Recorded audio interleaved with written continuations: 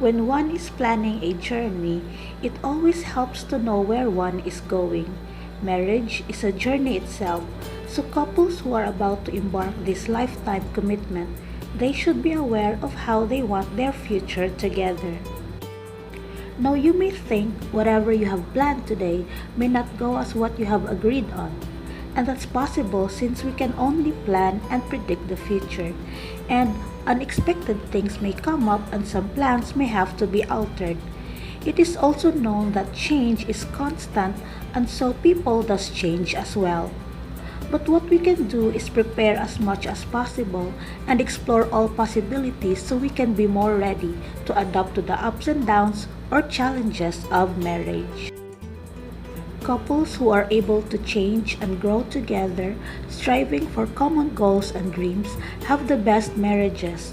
Once mutual goals are established, it is much easier to strive for and obtain them. Now, how do we start asking these questions? If you find yourself spending more time in places and settings where intimate conversations is next to impossible, consider first the need to make a quiet space where good conversation can occur. Instead of going to another movie, cook a nice meal together, go to a quiet restaurant, or you can even just spend time at home. Find those peaceful and relaxing moments to pop a few good questions. For those who are in a long distance relationship, this can be a discussion you can have via video call or emails or both. In our case, with my fiance team, we pick a topic and have a discussion on email, then we further our discussion on our video calls and chats. So it depends on your situation and what works for you and your partner. What's important is that you can get a chance to have this intimate conversation with them. Again, there are 14 areas of importance that we have to explore with our partners. Let's start with the first one, which is a light topic of discussion.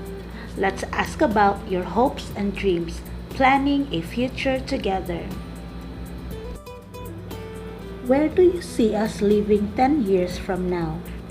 I'll admit that some people have a difficult time imagining where they will be living tomorrow, much less 10 years from now. But this question will always provoke some serious thought. A famous theologian once said, "We understand life from the past, but we live life for the future." And that's true. No doubt if your loved one can answer the question about where he hopes to be living in 10 years, chances are good that he can also tell you why.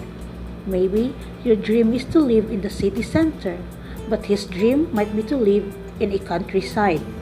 Either way, you've each said a great deal about where you think your marriage is headed in terms of physical location and lifestyle. Where you hope to live says a great deal about how you hope to get there. What do you hope I will contribute to our marriage? This is a very general question, but it can be made specific by adding any of the following ideas. What do you hope I will contribute in terms of income? What do you want my role to be in the home, in child rearing?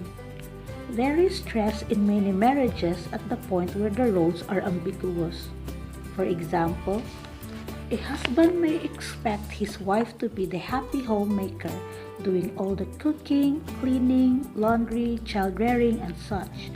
Likewise, a wife might expect her husband to keep the cars running, mow the lawn, or pay the bills. Time spent talking about roles within marriage is very important. Throw tradition out the window and focus instead upon each other's gifts and talents. You may find that your partner is the best manager of money, and you may be enjoying doing the cooking and the laundry, and you may enjoy doing yard work together. You might even make some type of simple contract or agreement. What do you hope you will contribute to our marriage? Listen to what your loved one says about himself or herself. This will tell you much about their initiative, creativity, and care. Consider these contributions and weigh them within the hopes and dreams you are bringing to the marriage, and you also weigh down their contribution on how it aligns to your own expectations. What do you hope to be doing when you are 45 or 55 or 65? So you can alter this question based on what age you are in now. But this is a good midlife question and can be tailored to your individual circumstances.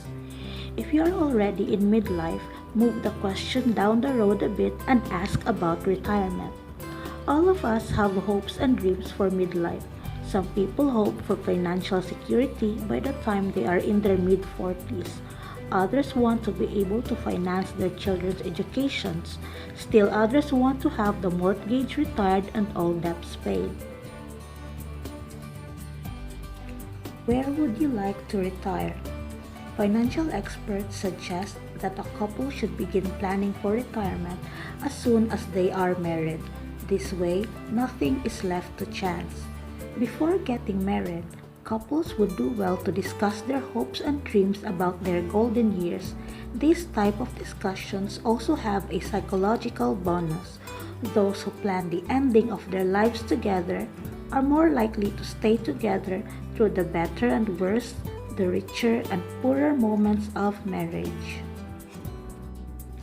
What do you do for fun? Common interest and plenty of laughter go a long way in any marriage, and teaching your individual interest to your beloved can be an excellent opportunity to bond even more.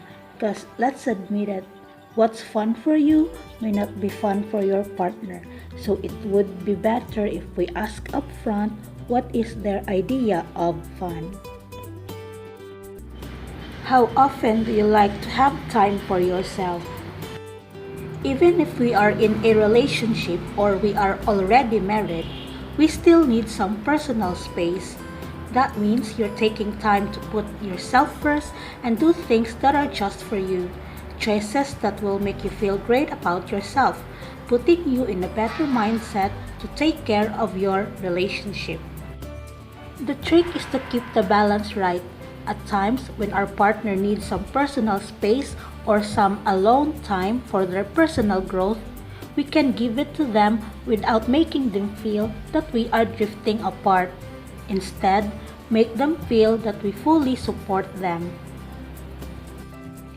How often do you like to get together with your friends?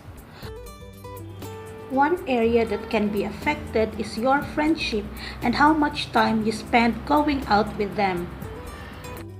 Your marriage doesn't have to end the friendship you have made throughout your life.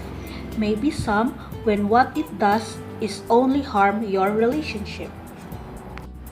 Great friendships add so much to a good marriage and give you a network of support. Where would you like to live immediately after the wedding and why? This question might provoke an entire discussion about your future together. Where you choose to live will be one of the most important facets of your marriage relationship since it touches upon everything from career choices to housing to where your children will go to school. Given the fact that we are such a transient society, moving from place to place quickly is no longer much of a problem in the physical sense. But moving does take an emotional toll and can be a source of tension in a marriage. Talking about your reasons for wanting to live in a certain country, city, or state, or area of the country. Try to weigh all the pluses and minuses in a fair and cooperative fashion to arrive at a decision that will benefit you both. How close do you want to live to your parents? For many people, proximity to one's parents has little value. For others, this issue may have great emotional attachment. Likewise, some people may feel a need to be close to parents who are aging or who have physical or financial needs. All these concerns should be talked about in an open and honest manner.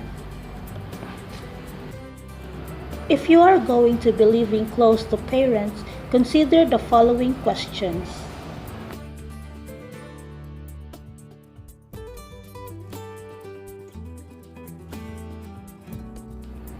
If you are going to be living far away from parents, consider these questions.